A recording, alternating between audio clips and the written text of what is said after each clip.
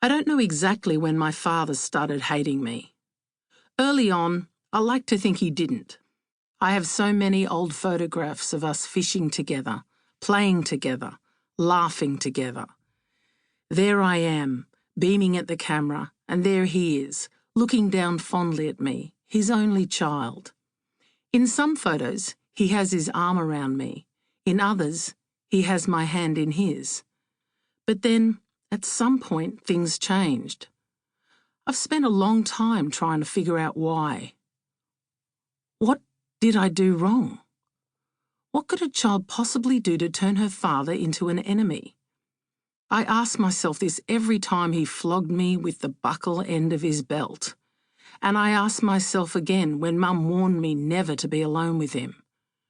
I realised later that it was my mother who'd taken all those photos. Dad had been on his best behaviour while she was watching.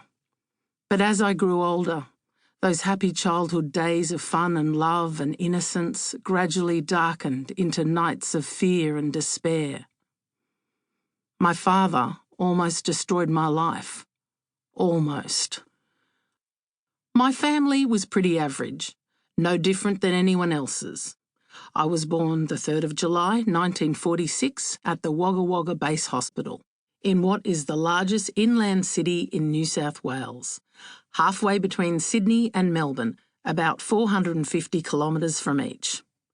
Back then, it was the centre of the war effort, with an Air Force base, an army camp, and thousands of troops stationed there for training. Before I came along, Mum did her bit as a member of the Women's Auxiliary Australian Air Force, or WAAAF. That was typical of her, always helping others. Her name was Val Westman, and she was softly spoken and pretty with a pale complexion, fine features and dark brown hair that shone gold in the sun. She'd worked from a young age on wheat farms in the country, doing back-breaking tasks in the fields, cooking for the other farmhands, and sewing wheat bags. She'd been married before she met my dad and had a son, my half-brother Ronnie, who was 6 years older than me. Apparently Mum's first husband was mean and used to beat her up.